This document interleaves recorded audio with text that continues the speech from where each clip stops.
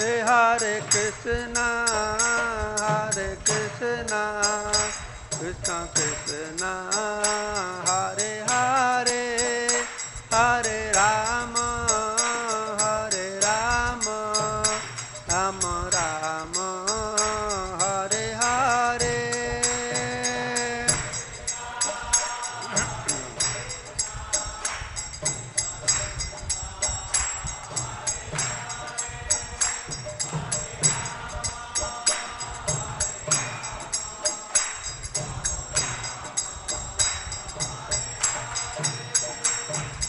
Hare Krishna, Krishna Krishna, Hare Hare, Hare Ram, Ram Ram, Hare Hare.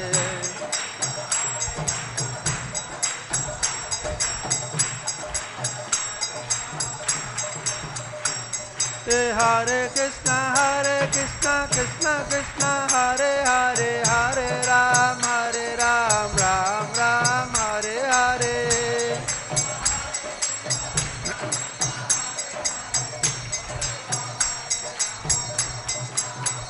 Hare Krishna,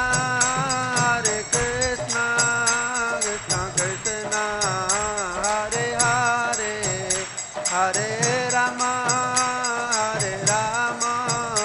Rama Rama, Hare Hare.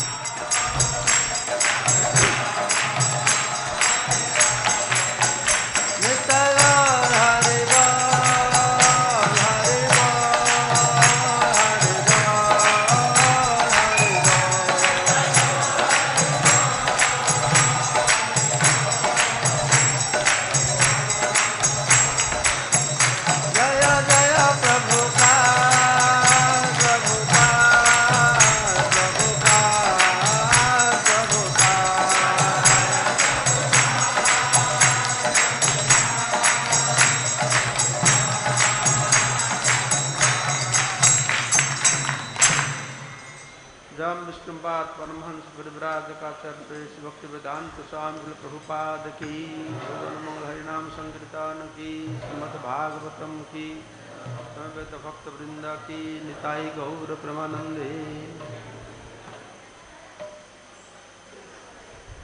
ओम अज्ञानतिमिरन्धस्य ज्ञानाञ्जनशलाकया चक्षुरुन्मिलितं येन तस्मै श्रीगुरुवे नमः।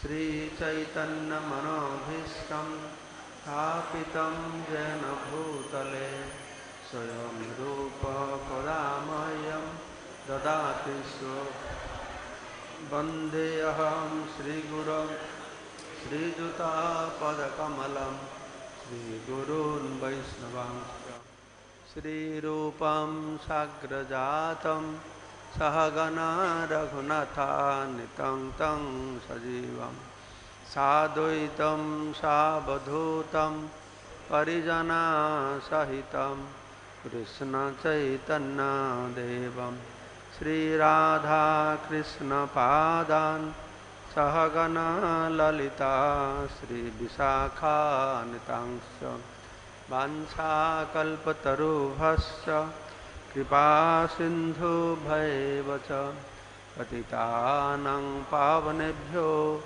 वैष्णवेभ्यो नमो नमः। नमावं विष्णुपदाय कृष्णपृष्ठाय भूतले श्रीमते भक्तिवेदान्त स्वामिने इति नामिने। नमस्ते सारस्वती देवे गौरवप्रचारिणे निर्विशेष शून्यवादी पाश्चात्यदेशतारिणे। हे कृष्ण करुणा सिंधु दीनबंधु जगत्पते गोपेश गोपिकाकांत राधाकांत नमस्तुते। तप्त कांचन गौरांगी राधवृंदावनेश्वरी वृषभानुसुते देवी प्रणमामि हरिप्रिये। जय श्री कृष्ण चैतन्य प्रभु नित्यानंद श्री अद्वैत गदाधर श्रीवासादि श्री गौर भक्तवृंद। हरे कृष्ण कृष्ण कृष्ण हरे हरे, हरे राम राम राम हरे हरे। मुखं करोति वाच नारायणं नमस्कृतं नरं चैव नरोत्तमं देवीं सरस्वतीं व्यासं ततो जयमुदीरयेत्। मुखं करोति वाचालं पंगुलं हैतगिरिं यत्कृपातमहं वन्दे परमानन्दमाधवं श्रीगुरुदिनतरणं श्रीचैतन्यईश्वरं। नमः ओं विष्णुपादाय कृष्णप्रेष्ठाय भूतले श्रीमते जयपताका स्वामिने नमः। तो आगामी काल के भगवान श्री कृष्णेर शुभ आविर्भाव तिथि আমরা পালন করতে যাচ্ছি। সেই উদ্দেশ্যে আজকে কালকে 2 দিন আমরা কৃষ্ণ আবির্ভাব সম্পর্কে শ্রবণ করব। তো সম্পূর্ণ কৃষ্ণ লীলা শ্রীমদ্ ভাগবতম দশম স্কন্ধে বর্ণনা করা হয়েছে। সম্পূর্ণ দশম স্কন্ধটি এই কৃষ্ণ লীলার জন্য ব্যবহার করা হয়েছে। তো ব্যাপার হচ্ছে ভগবান শ্রীকৃষ্ণ সম্পর্কে যে বর্ণনা আছে এই কৃষ্ণের বিবিধ লীলা, তা ব্রজলীলা, মথুরা লীলা আর দ্বারকা লীলা। তো ভাগবতে দশম স্কন্ধে তো 90টি অধ্যায় এই কৃষ্ণ 90টি অধ্যায়ের মাধ্যমে এই কৃষ্ণলীলা বর্ণনা করা হয়েছে। তো এই স্কন্ধের প্রথম 4টি অধ্যায়ে ব্রহ্মা কিভাবে ভগবান কাছে প্রার্থনা করেছেন ভূভার হরণ করবার জন্য আর ভগবানের জন্মলীলা বর্ণনা করা হয়েছে। পঞ্চম অধ্যায় থেকে 39টি অধ্যায় পর্যন্ত ভগবান ব্রজলীলা অর্থাৎ বৃন্দাবন লীলার কথা বর্ণনা করা হয়েছে। তারপরে চতুর্বিংশতি অধ্যায় কৃষ্ণ যমুনা বিহার এবং অক্রূরের স্তব বর্ণিত হয়েছে। তারপরে 11টি অধ্যায়তে মথুরা লীলা এবং তারপরে 39টি অধ্যায় এই দ্বারকা লীলা বর্ণনা করা হয়েছে। শ্রীমদ্ ভাগবত में 10টি বিষয় বর্ণনা করা হয়েছে। অত্র সর্গ বিসর্গস্থ স্থানং পোষণমূতঃ মন্বন্তর ঈশান কথা নিরোধ মুক্তি আশ্রয়, এই 10টা বিষয়। সৃষ্টি উপসৃষ্টি গ্রহ নক্ষত্র সংস্থান কর্মবাসনা বিভিন্ন মনুর কথা ভগবান লীলার কথা সংহার হবে তার কথা, কিন্তু এই সব কিছুর আশ্রয় হচ্ছে ভগবান কৃষ্ণ, যেটি দশম স্কন্ধে বর্ণনা করা হয়েছে। শ্রীমদ্ ভাগবতম হচ্ছে ভগবানের বাঙ্কময় স্বরূপ, বাঙ্কময় স্বরূপ। তাকে তুলনা করা হয়েছে প্রথম অধ্যায় দ্বিতীয় অধ্যায় ভগবানের চরণ, তৃতীয় চতুর্থ অধ্যায় জানু, ষষ্ঠ অধ্যায় তার উদর, এরকম হতে হতে দশম অধ্যায় তার মুখমণ্ডল। তো এই দশম অধ্যায়তে পরীক্ষিত মহারাজ সব কিছু শ্রবণ করার পরে এই কৃষ্ণ বিষয়ক প্রশ্ন উত্থাপন করেছেন। পরীক্ষিত মহারাজের প্রথম প্রশ্ন ছিল শ্রীল শুকদেব গোস্বামীর কাছে যে আসন্ন, যা আমার মৃত্যু আসন্ন, প্রতিটি জীবের মৃত্যু আসন্ন, তার কর্তব্য কি? তো তার উত্তর দিতে গিয়ে শুকদেব গোস্বামী যা কিছু বলেছেন তো সেটা সূত গোস্বামী শৌনকাদি ঋষিদের কাছে বর্ণনা করছেন। তো সম্পূর্ণ শ্রীমদ্ ভাগবতমটি হচ্ছে প্রশ্ন উত্তরের উপরে আধারিত। শৌনকাদি ঋষিরা সূত গোস্বামীর কাছে প্রশ্ন করছেন, পরীক্ষিত মহারাজ শুকদেব গোস্বামীর কাছে প্রশ্ন করছেন, মৈত্র বিদুর সংবাদ রয়েছে, তারপরে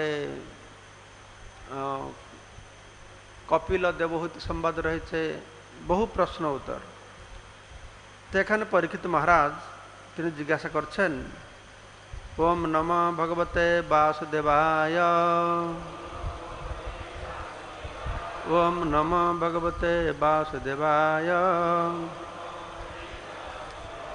ওম নমঃ ভগবতে বাসুদেবায়। শ্রীরাজ উবাচ कथित वंश विस्तार भवता समसूरयः राज्ञा चोभय वंशानां चरितम परम अद्भुतम।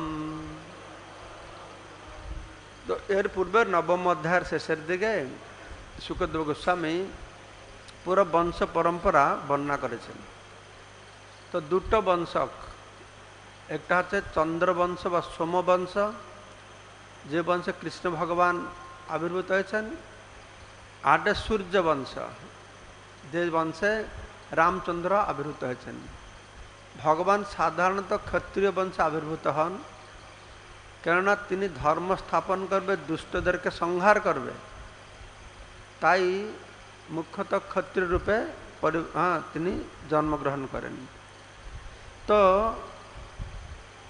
পরীক্ষিত মহারাজ বলছেন, তো রাজার অত্যন্ত মহান, তাদের চরিত্র হচ্ছে পরম অদ্ভুত, অদ্ভুত চরিত্র। যদশ্চ ধর্মশীলস্য নিতরাং মুনি সত্তম তত্রাংশেন অবতীর্ণস্য বিষ্ণু বীর্যানি সঞ্চনঃ। সঞ্চনঃ মানে সম্যক রূপে বর্ণনা করুন আমাদের কাছে, ন মানে আমাদের কাছে বর্ণনা করুন যে আপনি পুণ্যবান ধর্মনিষ্ঠ যদুবংশের বর্ণনা করুন। এখন যদুবংশে বলরাম সহ বলদেব সহ অবতীর্ণ হয়েছেন ভগবান বিষ্ণু বা কৃষ্ণ, তার অদ্ভুত মহিমা লীলাসমূহ বর্ণনা করুন। তো ভগবান যদুবংশে আবির্ভূত হয়েছেন। ভগবানের বংশ পরম্পরা দিয়ে বলা হচ্ছে, যদুবংশের পরম্পরা বলা হচ্ছে যজাতি মহারাজ থেকে শুরু হয়েছে। যজাতির পুত্র ছিলেন যদু, ঠিক আছে, সেজন্য যদুবংশ বলা আছে। যজাতির পুত্র যদু, তার 4 পুত্র ছিলেন, সহস্রাজিৎ, ক্রোষ্টা, নল আর রিপু। এই সহস্রাজিতের যে পুত্র সত্যজিৎ, সত্যজিতের পুত্র হৈহয়, হৈহয়ের পুত্র ধর্ম, ধর্মের পুত্র নেত্র, নেত্রের পুত্র কীর্তি, কীর্তির পুত্র সোহাজি, সোহাজির পুত্র মহিষ্মান বা ভদ্রসেন, ভদ্রসেনের পুত্র ধনক আর নর্মদ, আর ধনকের পুত্র কৃতবীর্য। এইভাবে যদুবংশ এটা বনা সহস্রাজিৎ পরিবার থেকে, আর ক্রোষ্ট পরিবার থেকে সেরকম বর্ণনা করা হচ্ছে। এই ক্রোষ্ট পরিবারে দেবমিঢ় রাজা, সুরসেন দেশ ছিল, সেখানে মথুরা দেশ ছিল, সেই এলাকায় দেবমিঢ় রাজা ছিলেন। এই দেবমিঢ় রাজা ক্ষত্রিয় বংশের ছিলেন, তার 2 পত্নী ছিল। এক ছিল ক্ষত্রিয় বংশের পত্নী ছিলেন, আরেক বৈশ্য পরিবারের পত্নী ছিলেন, ঠিক আছে। তো ক্ষত্রিয় পরিবার যে পত্নী থেকে পুত্র সন্তান হয়েছে তার নাম হলো সুরসেন। এই সুরসেনের পুত্র হলো বসুদেব, ঠিক আছে। আর বৈশ্য পরিবার যে পত্নী গ্রহণ করেছিলেন তার থেকে যে পুত্র জন্ম হয়েছে তার নাম হচ্ছে পর্জন মহারাজ। এই পর্জন মহারাজের 5টি পুত্র হয়েছেন, তার মধ্যম পুত্র হচ্ছেন নন্দ মহারাজ। পর্জন মহারাজের উপনন্দ, অভিনন্দ, নন্দ, সনন্দ, নন্দন, এই 5 পুত্র ছিলেন। তো এইভাবে দেখতে গেলে যদিও বসুদেব ক্ষত্রিয় পরিবার হচ্ছেন, নন্দ মহারাজ বৈশ্য পরিবার হয়েছেন, কিন্তু মূলে তারা এক পরিবারের। দেবমিঢ় তার দাদুর বাবা যে এক পরিবারের হয়েছেন, তো সেজন্যই তাদের সম্পর্ক রয়েছে। তো বসুদেবের আরেকটি নাম হচ্ছে আনকদুন্দুভি। আনকদুন্দুভি কেন না, বসুদেব এই ধরাধামে যে অবতীর্ণ হয়েছেন, এই ধরাধামে তার অবতীর্ণ হওয়া কোন সাধারণ কথা নয়। কেন না, তার এই ধরাধামে অবতীর্ণটা ভগবান অবতীর্ণ হওয়ার সূচনা দিয়েছে। বসুদেব ভগবান কি করেন না, যখন ভগবত ধামে এখানে আসেন, তার ধামকে আর পরিজনদেরকে আগে পাঠিয়ে দেন, বিশেষ করে তারা পিতা মাতাদেরকে আগে পাঠান। তো বসুদেব আগে এসে গেছেন। বসুদেব, দেবকী, নন্দ, যশোদা সব ভগবানের চিন্ময় ধামে অনাদিকাল থেকে রয়েছেন। তো বসুদেব এসে গেছেন মানে এখন নাটক শুরু হবে, তেমন কি রঙ্গমঞ্চ প্রস্তুত হয়ে গেছে, বসুদেব এসে যাবে, তার গুরুরা এসে যাবে, সব এসে যাচ্ছে। তো সেই জন্য দেবতারা খুব আনন্দ হয়, আনক দুন্দুভি বাজাচ্ছে, বাদ্যযন্ত্র বাজাচ্ছে, তাই তার নাম হলো অনক দুন্দুভি বসুদেবের। আর বসুদেব দেবকীর 8টি পুত্র হলো, কৃষ্ণকে নিয়ে 8টি পুত্র, আর সুভদ্রা একটি কন্যা হলো। এই 8টি পুত্রের নাম হলো, বসুদেবের প্রথম পুত্রটির নাম হলো কীর্তিমান, তারপরে সুসেন, তারপরে ভদ্রসেন, তারপরে রুজু, সমর্দন, ভদ্র। এই 6টা পুত্র হয়ে গেল ষট গর্ভাসুর, যাদেরকে কংস হত্যা করল। তো সপ্তম পুত্র এসে গেছেন অনন্ত শেষ শঙ্কর্ষণ, বলদেব, বলরাম। দেবকীর গর্ভ থেকে যোগমায়া আকর্ষণ করে নিয়ে রোহিণীর গর্ভে স্থাপন করলেন। তো এইভাবে সপ্তম পুত্র হল শঙ্কর্ষণ, এবং অষ্টম পুত্র হচ্ছেন কৃষ্ণ। তো কৃষ্ণ বসুদেবের পুত্র বলে তার নাম হচ্ছে বাসুদেব,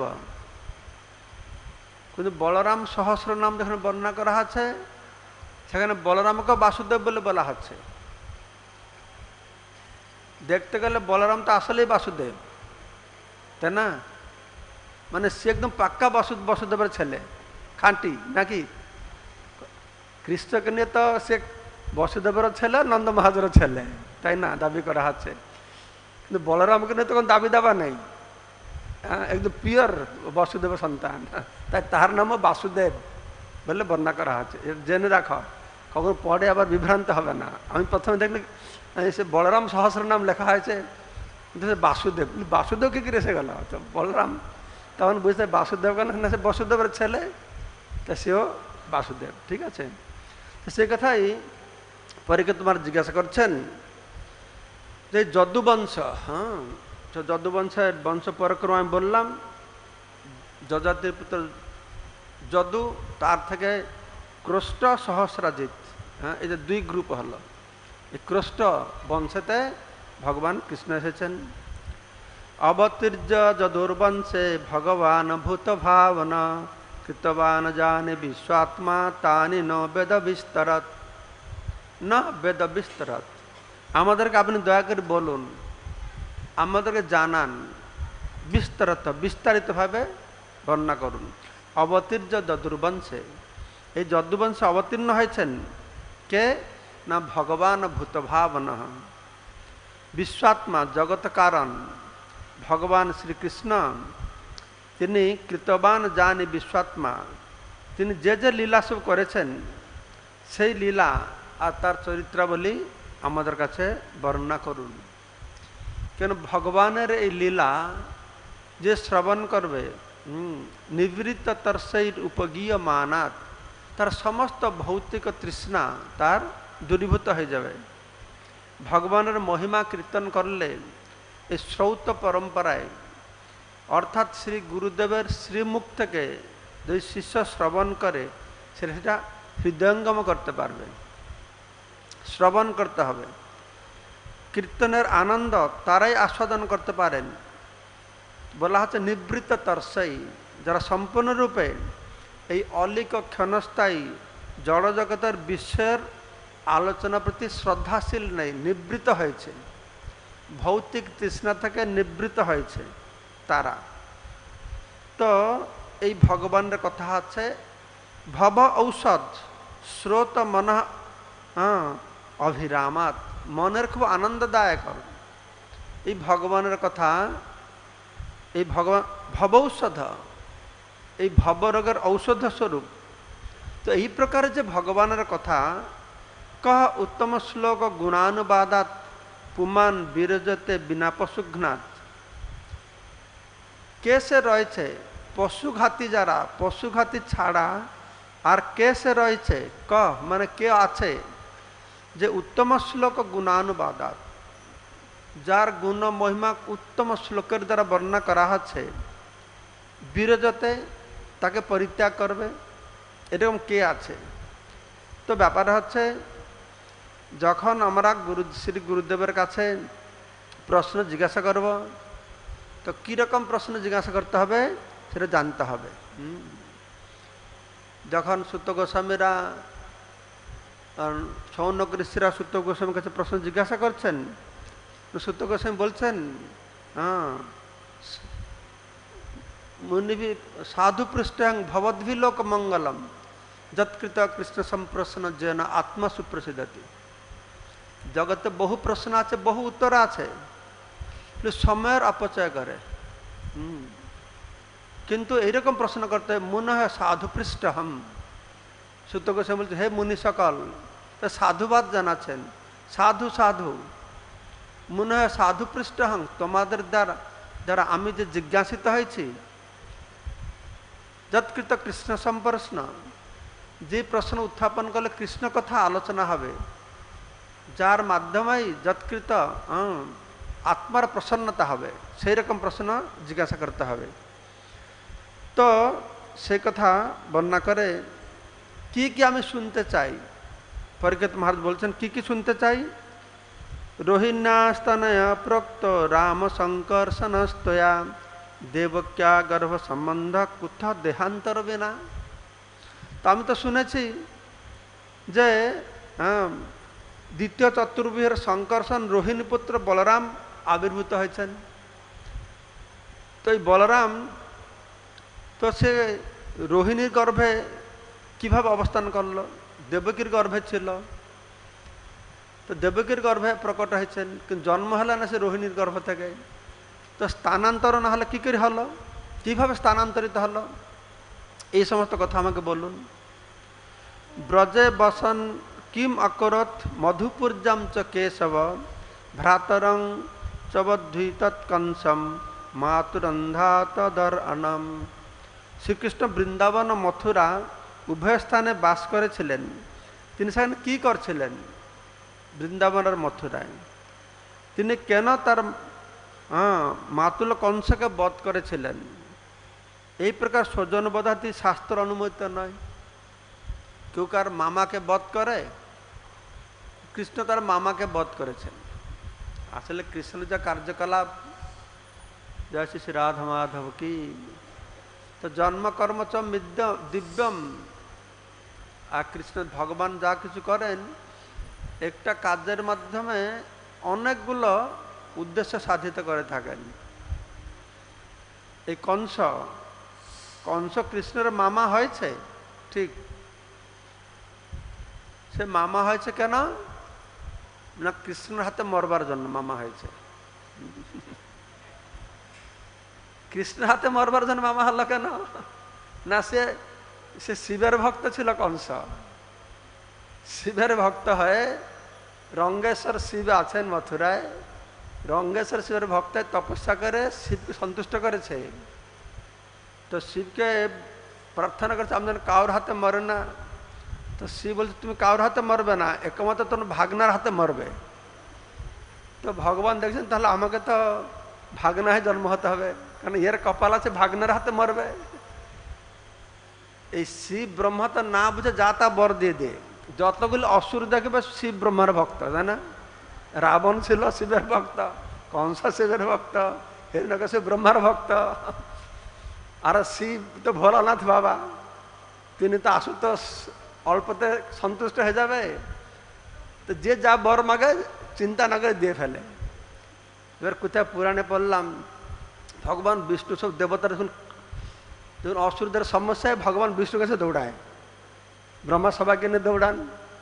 তখন ভগবান রাগ করে বলছেন আরে তোমরা কি করছো, তোমরা বিচার বুদ্ধি কাটাচ্ছ না, অসুরদেরকে যা তা বর দিয়ে দিয়েছ, আর সমস্যা হলে আমার কাছে দৌড়াচ্ছ। তাকে বলছেন তো বুদ্ধি খাটাও না কেন, কাকে কি বর দিতে হবে? কিন্তু শিব তো খুব ভক্তবৎসল, শিব ভগবান খুব ভক্তবৎসল, তিনি বিচার না করে ভক্ত যা চায় তা দিয়ে দিয়েছেন। তো যেরকম হিরণ্যকশিপু ব্রহ্মার কাছে চাইছে আমি মরব না, বাহিরে মরব না, ভিতরে মরব না, উপরে মরব না, নিচে মরব না, মানুষের দ্বারা মরব না, পশুর দ্বারা মরব না, অস্ত্রের দ্বারা মরব না। তো ভগবানকে দিয়ে তাহলে কী করে মারবো ওকে? না, সব কিছু তার বরকে ঠিক রেখে তাকে মেরে দিল। তো এই কংসের ভাগনাই ভগবান কৃষ্ণকে আসতে হলে এই জন্য কংসকে মারবে। তার পূর্ব জীবনে কংস ছিল কালনেমি, হিরণ্যাক্ষের পুত্র কালনেমি ছিল। তো এই কালনেমিকে ভগবান বিষ্ণু বধ করেছিলেন। তো সেই কালনেমি কংসরূপে এসেছে। বুঝলি তেনা মাতুল কংসকে কেন বধ করেছিলেন? না, তো সে বধ হওয়ার জন্য জন্ম হয়েছে, মামা হয়, সেই জন্য বধ করেছিল। তো তারপরে বলছেন ভগবান যে জড় শরীর নেই, তা সত্ত্বেও তিনি কী করে মনুষ্যরূপে জন্ম হচ্ছেন? ভগবান কত বছর বিষ্ণুদের সঙ্গে ছিলেন, কয়টা স্ত্রী ছিল, তিনি কত বছর দ্বারকায় বাস করেছিলেন, এসব বলতে হবে। তো ভগবান মনুষ্যরূপে জন্ম হয়েছেন। ভগবান তো অজ, অজার জন্ম নেই, তা তো জড় শরীর নেই, অজ হয়ে কী করে জন্ম হচ্ছেন? তো গীতা ভগবান কৃষ্ণ বলছেন হ্যাঁ আমি অজ, আমার জন্ম নেই। অজ পিসন অবয়াত্মা ভূতানাম ঈশ্বর পিসন প্রকৃতি সং অধিষ্ঠায় সম্ভবামি আত্মমায়া। আমি স্বপ্রকৃতিতে স্থিত থেকে আত্মমায়া যোগমায়ার প্রভাবে প্রকট করি। আত্মমায়া, মায়া শব্দের অর্থ জ্ঞান। আমি সজ্ঞানে প্রকট হই। মায়া শব্দের অর্থ দয়া, আমি বদ্ধ জীবদেরকে দয়া করবার জন্য প্রকট হই। কিছু কারণে ভগবান কি করেন, তার এই মনুষ্য শরীরকে তিনি প্রকট করে থাকেন। তো এরকম অনেক প্রশ্ন করেছেন। সুখদেব কয়েকগুলো প্রশ্ন করল পরীক্ষিত মহারাজ। তো প্রশ্ন করে তিনি চিন্তা করছেন যে আমরা যে প্রশ্ন করব, আমার কি সব প্রশ্ন জানি? তাছাড়াও আর অনেক কথা আছে। তাই পরীক্ষিত মহারাজ বলছেন যে আমি যা প্রশ্ন করেছি আর যা করেনি সব কিছু আপনি বর্তমান আমাকে বলুন। তো বিশেষ করে এইখানে আবার পরীক্ষিত মহারাজ এই প্রথম প্রশ্নের পুনরুক্তি করে বলছেন যে আমার মৃত্যু আসন্ন জেনে আমি প্রয়োপবেশনের প্রতিজ্ঞা করে জলপান পর্যন্ত ত্যাগ করেছি। 7 দিন প্রয়োপবেশন করছেন, জলপান করছেন না। তিনি জলপান করছেন না, তো কি পান করছেন? ভাগবত কথামৃত পান করছেন। ভাগবত কথামৃত পান করতে তার তৃষ্ণা খিদা সব ভুলে গেছেন। তো তিনি বলছেন তবু আমি জল পান করি না, 7 দিন হয়ে গেল, 7 দিন পর্যন্ত। তবু আপনার মুখপদ্ম নিঃসৃত কৃষ্ণ লীলামৃত পান করার ফলে অত্যন্ত অসহনীয় ক্ষুধা তৃষ্ণা আমার কোনো বিঘ্ন উৎপাদন করতে পারছে না। মানে কৃষ্ণলীলা শ্রবণ করে তারা অত আনন্দ পাচ্ছে, কোনো বিঘ্ন হচ্ছে না। তো এইভাবে সুত গোস্বামী কিভাবে পরীক্ষিত মহারাজকে সুখদেব গোস্বামী খুব প্রশংসা করছেন। সুখদেব গোস্বামী বলছেন পরীক্ষিত মহারাজ তুমি ধন্য, তোমার যে ভগবান বাসুদেবের কথা শ্রবণ করবার জন্য ইচ্ছা হয়েছে, এতেই তোমার সব সমস্যার সমাধান হয়ে গেছে। সদ্যরুদ্ধ অবরুদ্ধ তত্র কর্তুভি শুশ্রূষুভি তৎক্ষণাৎ শুশ্রূষুভি। শ্রবণ করতে ইচ্ছা করলেই এই ভাগবত কথা, অন্য বেদ বেদান্ত পুরাণ উপনিষদ পড়তে হবে, বুঝতে হবে, জীবনে পালন করতে হবে ঠিকভাবে, তাহলে ফল পাবে। কিন্তু ভাগবত পালন করতে পারছে না, বুঝতে পারছে না, পড়তে পারছে না, শুধু ইচ্ছা করছে আহা আমি একটু ভাগবত কথা শুনতাম, তৎক্ষণাৎ সদ্য হৃদয় অবরুদ্ধ, সে ভগবানকে তার হৃদয়ে অবরুদ্ধ করে রাখবে। শুধু শ্রবণ করতে ইচ্ছা করলেই এই কথা ভগবানকে হৃদয়ে আবদ্ধ করতে পারে, তাহলে তাকে যদি ভালো করে শ্রবণ করবে, মন দিয়ে পালন করবে, উপলব্ধি করবে, তাহলে কি না তার ফল হবে।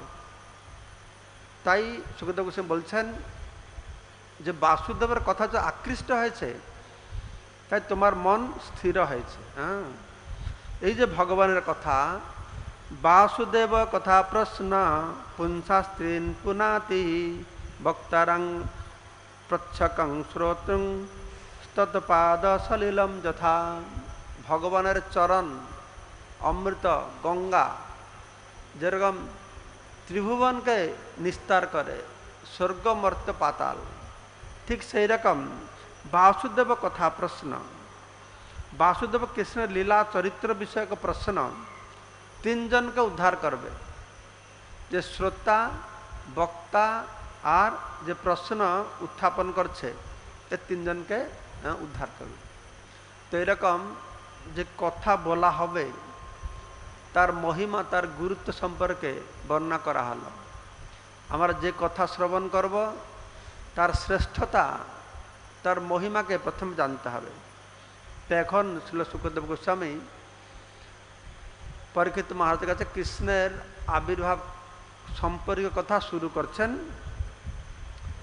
যে কিভাবে এক সময়ের কথা যখন মাতা বসুন্ধরা ধরিত্রী একদম ভারাক্রান্ত হয়ে গেছে। কিসেতে ভারাক্রান্ত হয়েছে? এই রাজবেশধারী দৈত্য, তারা রাজার বেশ ধারণ করেছে, কিন্তু তারা সব অসুর। তারা কিভাবে পৃথিবীকে উৎপীড়ন করছে, সমস্ত বৈদিক সংস্কৃতিকে নষ্ট করে দিয়েছে, গাভী হত্যা করছে, ব্রাহ্মণ হত্যা করছে, যজ্ঞ করতে দিচ্ছেন না। বলা আছে বসুন্ধরা সব কিছু সহ্য করতে পারে, কিন্তু এক বিন্দু গো রক্ত ধরিত্রীর উপরে পড়লে তার সহ্য হয় না। আর আজকে কত বিন্দু গো রক্ত ধরিত্রীতে পড়েছে, কত বিন্দু, কত টন টন ব্যারেল রক্ত বয়ে যাচ্ছে, গো রক্ত ধরিত্রী বয়ে যাচ্ছে। তেমতো অবস্থায় আমাদের অবস্থাটা কি করে ভালো থাকতে পারে? হ্যাঁ, এই জন্য আজকে সারা পৃথিবীর অবস্থা খারাপ, তাই না? সব জায়গায় তোমরা গরু মারছ, নিজে কাটাকাটি মরো এবার। তারা মরছে। ভারতের অবস্থা খারাপ, হিন্দুদের অবস্থা খারাপ, পারিবারিক অবস্থা খারাপ, হ্যাঁ, আমার নিজের অবস্থা খারাপ, তাই না? সব জায়গায় খারাপ। ভালো খেতে পাওয়া যাচ্ছে না, ভালো সুগন্ধ, ফুলের গন্ধ নেই।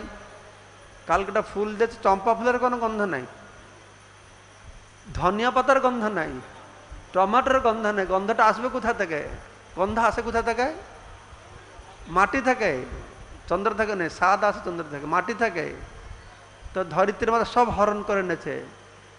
ডালে গন্ধ আছে, ডাল তোমরা খেয়েছ? তোমরা ডালই খাওনি, গন্ধ জানবো কি করে?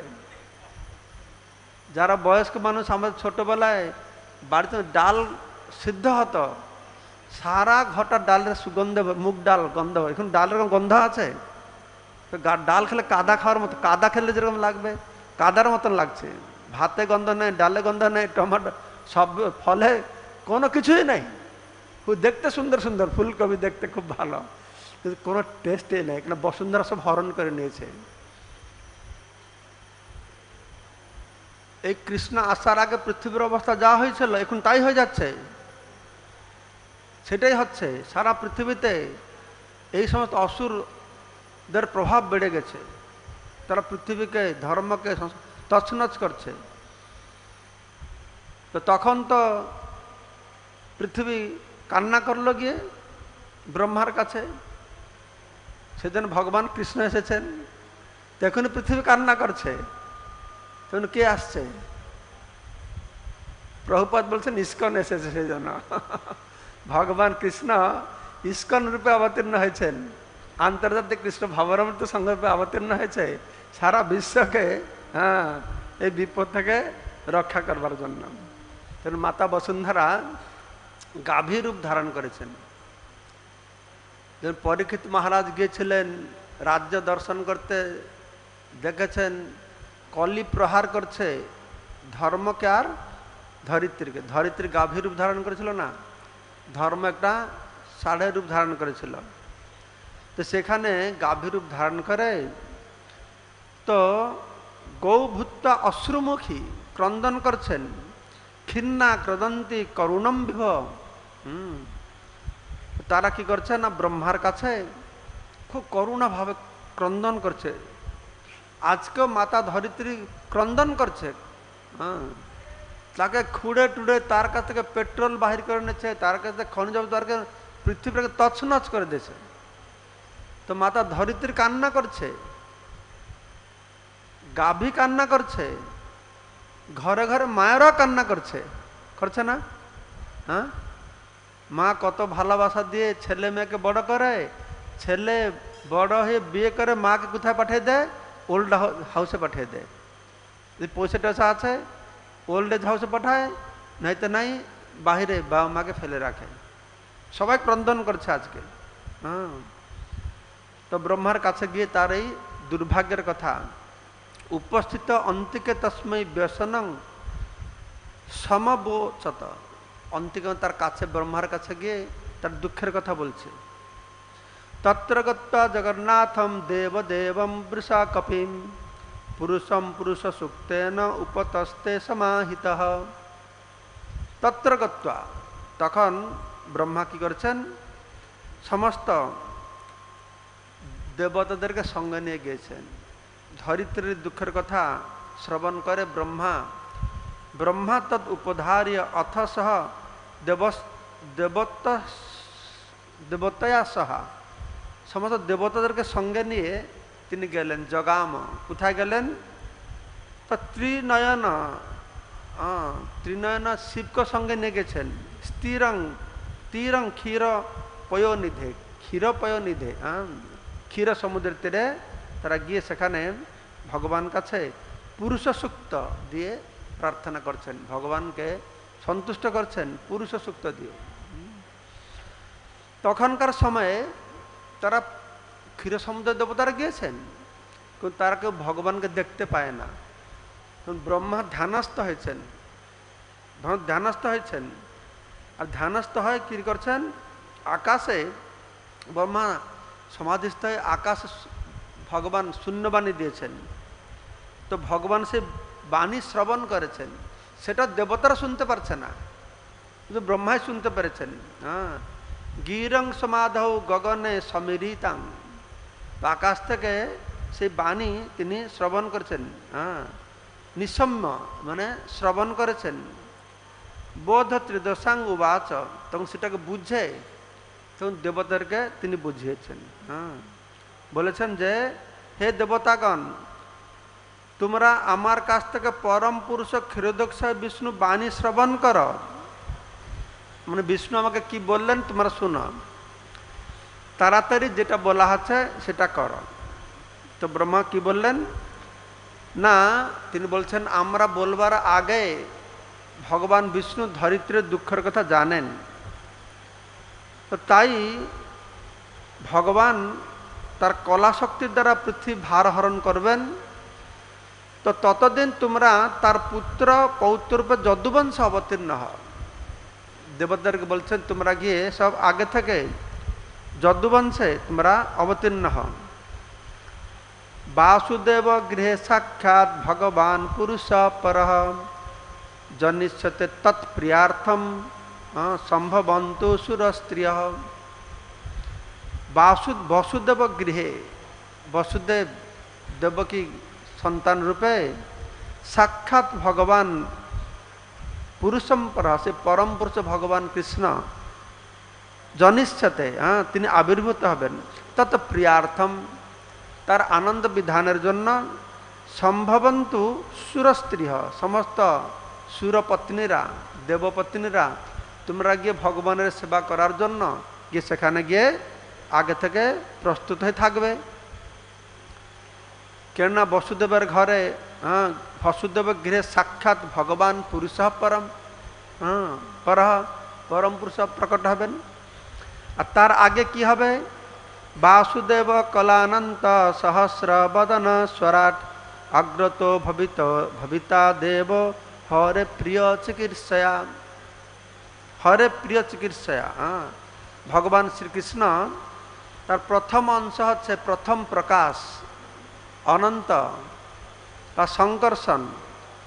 वासुदेव कला तार अंश अनंत तार कला सहस्र बदन स्वराट सहस्र फना समन्वित अग्रत भवित आगे तीन प्रकट हबेन देव हरे प्रिय चिकित्सया।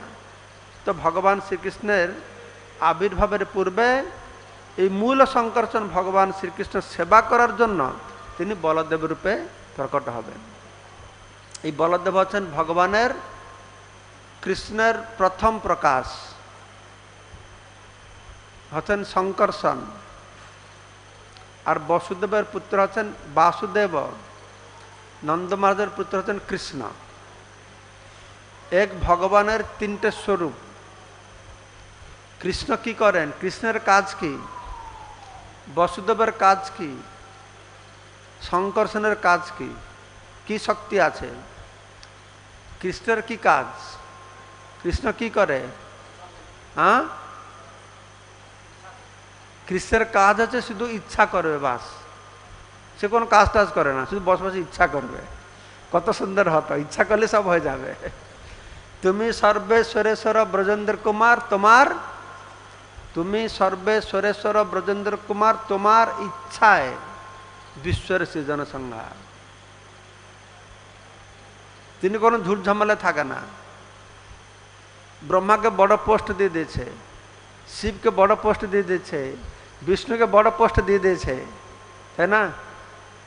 और कृष्ण की कहছে कृष्णर की पोस्ट আছে कृष्णर काजटा की सारा दिन की करे कृष्ण हाँ गरु चराय ग्रामे गरु चराय कारा कारा गरु चराय राखालरा गोवालरा।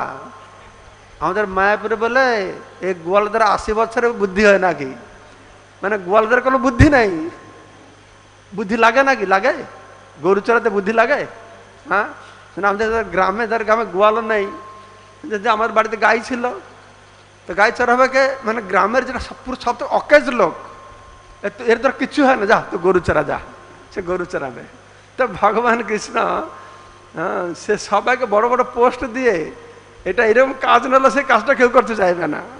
আপনাদের কয়জন আছে বলো তুমি কাল থেকে গরু চড়াতে যাও হ্যাঁ আমি গরু চড়াতে পাঠাচ্ছে এটা বিরাট অভিমান মানে লজ্জার ব্যাপার গরু চড়াতে পাঠাচ্ছে।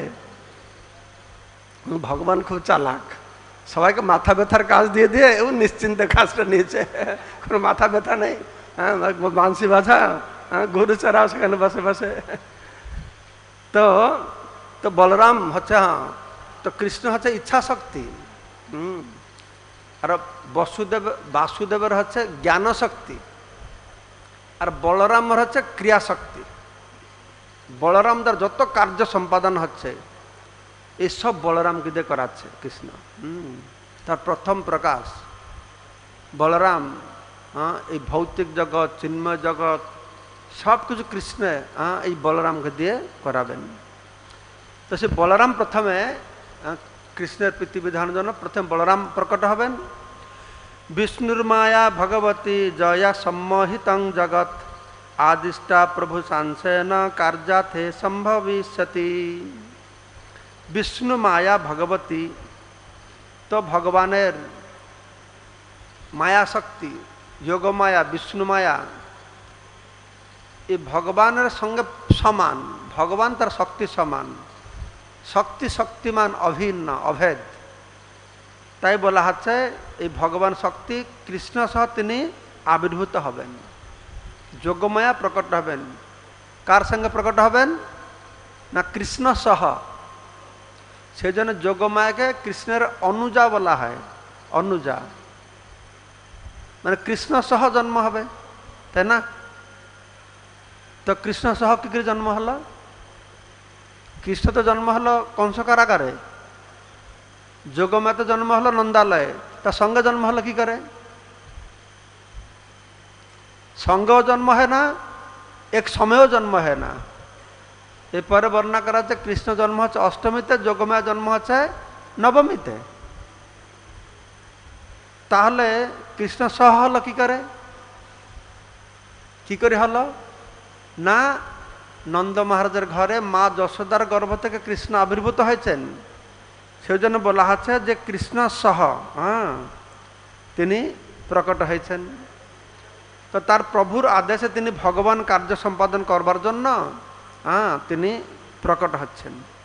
তো শুকদেব গোস্বামী বলছেন দেবতাদেরকে প্রকট হবেন এই ব্রহ্মা এই সমস্ত কথা ক্ষীরসাগরের তীরে দেবতাদেরকে বলে তখন ব্রহ্মা তার বাড়ি চলে গেছেন, আর দেবতারাও তার বাড়িতে তারা সব চলে গেছেন। তো এটা হয়ে গেল ক্ষীরসাগরের তীরে। আর এখন এখানে মথুরাতে সেখানে সুরসেন নামক দেশ ছিল, মথুরা নগরী ছিল।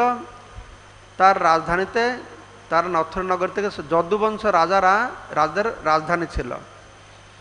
তো সেখানে কি হয়েছে না, ভোজবংশ উগ্রসেন তো সেখানে অবস্থান করছিলেন, রাজত্ব করছিলেন রাজা উগ্রসেন। আর উগ্রসেনের ভাইয়ের নাম হচ্ছে দেবক। তো কংস আর দেবকী ভাই বোন। কি করে ভাই বোন হলো না, কংস হচ্ছে উগ্রসেনের পুত্র, আর দেবকী হচ্ছে দেবকের পুত্র। আর দেবক উগ্রসেন তার দুই ভাই, সেই জন্য কংস আর দেবকী তারা ভাই বোন হলো, তারা এক বাবার ছেলে মেয়ে নয়। তো কংস কার ছেলে? উগ্রসেনের ছেলে, সবাই আমরা জানি, কিন্তু আসলে কংস উগ্রসেনের ছেলে নয়, ওটা অসুরের ছেলে। উগ্রসেনের পত্নী পদ্মাবতী নাকি তার নাম, দুটো নাম আছে। এটা কি কোন বইতে লেখা আছে? তিনি ছাতে সখীদের সঙ্গে বল খেলছিলেন, আর উপরে দ্রুমিল অসুর যাচ্ছিল, দ্রুমিল নামক অসুর। তো দেখে রূপলাবণ্য দেখে আকৃষ্ট হয়ে পড়েছে। তো উগ্রসেনের রূপ ধারণ করেছে, কারণ অসুরেরা যে কোনো রূপ ধারণ করতে পারে। তো উগ্রসেনের রূপ ধারণ করে এই তার স্ত্রী পত্নী উগ্রসেনের পত্নীর সঙ্গ করেছে, তার ফলে যে পুত্র জন্ম হচ্ছে সেই হচ্ছে কংস। তাই তাকে বলা হচ্ছে দুর্মিল নন্দন বলে আখ্যা দেওয়া হচ্ছে। দুর্মিল নন্দন। তো দেবকী বসুদেব তারা দুই ভাই বোন এইভাবে হয়েছে। কংস আর দেবকী তারা ভাই বোন হয়েছে। আর বসুদেব সঙ্গে দেবকীর বিবাহ ঠিক করা হয়েছে। তো বসুদেবের বাবা হচ্ছেন সুরসেন, সুরসেনের বাবা হচ্ছেন দেবমীঢ়। তো বসুদেব সঙ্গে তার বিবাহ ঠিক করা হয়েছে। তো এখন বিবাহ দিন কি হবে, নববিবাহিতা পত্নী সহ গৃহে প্রত্যাবর্তন করার জন্য রথ আরোহণ করেছেন বসুদেব আর দেবকী। আর কংস অত ভালোবাসে দেবকীকে, তো বলছে আমি সঙ্গে যাব না তা নাই, আমি নিজে রথ চালাবো। অত ভালোবাসা, সে রথ চালাবে। কেন না দেবকীর পিতা দেবক তার কন্যাকে খুব ভালোবাসতেন, আর বিভিন্ন প্রকার যৌতুক দিয়েছেন। বর বধূ যখন বিরাট বড় প্রসেশন হয়েছে, সে কয়েকশো হাতি ঘোড়া দাসী সব তাদেরকে দিয়েছেন। এরকম যখন যাচ্ছে খুব বিরাট প্রসেশন করে, তো দেবকে খুব ভালোবাসছে। তো দেবতাদের চিন্তা পড়ে গেছে, আর এই কংসটা তো দুষ্ট বলে আমরা কি ভগবানের কাছে প্রার্থনা করলাম, ভগবান এসে একে বধ করবে। আর কংস তো দুষ্ট খুব ভালো লোক হয়ে গেল, দেবকে ভালোবাসলে তো অসুবিধা হবে, তাহলে তো ভগবান কাছে তাড়াতাড়ি আসবে না। তো এটাকে এই দুষ্ট বুদ্ধি আর দুষ্ট করাতে হবে, দেবকে ভালোবাসলে হবে না। তো যে দুষ্ট কাজ করে তাকে আরো দুষ্ট পাপ কাজ করাবার জন্য দেবতারা আবার তাকে উস্কিয়ে দেয়। তো দেবতার কি শূন্যবাণীতে বলে দিয়েছে, রে মূর্খ কংস, তুমি যাকে অত আদর করে নিয়ে যাচ্ছ রথে বসিয়ে, তার অষ্টম গ্রহের পুত্র তোমাকে হত্যা করবে, তোমার মৃত্যুর কারণ হবে। কংস শুনেছে আর দেবকীকে ভালোবেসেছে? হ্যাঁ, তখন সঙ্গে সঙ্গে ঘুরে দেবকে চুলটা ধরেছে আর খড়গ উত্তরে তাকে হত্যা করবে। হ্যাঁ, তোমার ভালোবাসা মুসলমানের মুরগি পোষা। শুধু মুসলমানের মুরগি পোষা না, সবার জগতে, এই জগতে সবার ভালোবাসার মুসলমান মুরগি পোষা বান্ধব, শুধু মুসলমানদের মুরগি পোষা নেই, সবার ভালোবাসাটা এইটাই। সঙ্গে সঙ্গে ভালোবাসা চলে গেল, তাকে হত্যা করবার জন্য প্রস্তুত হয়ে গেল। তা আজকে আমরা এইখানে বিশ্রাম দেই। 9টা বেজে গেছে, অলরেডি 10 মিনিট লেট হয়ে গেছে। ব্রহ্মচার্যের প্রসাদ কখন শেষ করে ঘড়ি দেখছে বসে বসে। আমি আর তাদের বেশি কষ্ট দিতে চাই না। আমরা তাও পরীক্ষিত মহারাজ নয় যে নিবৃত্ত তরসই তৃষ্ণা চলে যাবে, খিদা চলে যাবে, সেরকম নয়। তো কালকে আমরা বাকি অংশটা 6:30টায় 6:30 এই কৃষ্ণের শুধু আবির্ভাব নিয়ে আমাদের মায়াপুর টিভিতে 5 দিন কথা হলো। কৃষ্ণ আবির্ভাব মানেটা কি, জন্মর মানে কি, কৃষ্ণকে আদৌ রূপ আছে, জন্ম হবে, ভগবানের কি রূপ আছে, কখন জন্ম হয়, কবে জন্ম হয়, কৃষ্ণ কেন জন্ম হয়, তার বাবা মাকে, যেগুলো সাধারণ মানুষ পুণ্যের ফলে বাবা মা হয়ে গেছে না তপস্যা করে বাবা মা হয়ে গেছে, তা বাবা মার তত্ত্ব কি, কিভাবে নন্দ মহারাজের ঘরে যশোদার গর্ভ থেকে প্রকট হয়েছেন, কংসের কারাগারে মাতা দেবকীর গর্ভ থেকে প্রকট হয়েছেন, এই জগতে কি কারণ, কি কারণটা কি, আর চিন্ময় ধামে কি লীলা হয়েছিল, যে লীলাকে সম্বল করে অজুহাতে ভগবান কৃষ্ণ ধরাধামে এসেছেন। আমরা যদি এখান থেকে বিদেশে যাই, আমেরিকা যাব, সব প্রস্তুতি নেই না, ভিসা তৈরি করতে হবে, লগেজ প্যাক করতে হবে, কে সঙ্গে জায়গায় ঠিক করতে হবে। ভগবান ধন গোলক বৃন্দাবন থেকে আসেন, সেখানে বিরাট বড় প্রস্তুতি হয়। সে গর্গ সঙ্গীতে বর্ণনা করা হয়েছে, ব্রহ্মবৈবর্ত পুরাণে বর্ণনা করা হয়েছে, ভাগবতে বর্ণনা করা হয়েছে, পদ্মপুরাণে বর্ণনা করা হয়েছে। এই সব নিয়ে আজকে 12 বছর পূর্বে আমি একটা বই, ছোট্ট বই করেছিলাম, শ্রীকৃষ্ণ আবির্ভাব রহস্য। এই বইটা এখনো বুক টেবলে পাওয়া যাবে? হ্যাঁ, পাওয়া যায়। এই বইটা এখন পাবেন বুক টেবলে, এটা পড়বেন। বহু গূঢ় রহস্য এটা রয়েছে, যেটাকে সাধারণ মানুষ জানে না। গৌড়ীয় বৈষ্ণব আচার্যের প্রকাশ করেছেন। চৈতন্য মহাপ্রভু সারা জগৎকে এই অদ্ভুত সন্ধান দিয়েছেন। হ্যাঁ, তো সেগুলো বিভিন্ন গ্রন্থ থেকে নিয়ে চৈতন্য চরিতামৃতে তার সব বিশদ বর্ণনা রয়েছে। এই বইটা পড়বেন। মায়াপুর টিভি বা আমার ফেসবুকে গেলে এই 5 দিনের ক্লাস শুনবেন। একবার শুনে বুঝতে পারবে না, 2-3 বার শুনবেন, তাহলে হয়তো একটু বুঝতে পারবেন। ঠিক আছে? তা আগামীকালকে 6:30টায় কার পাঠ হবে, 6:30 এসে যাবেন।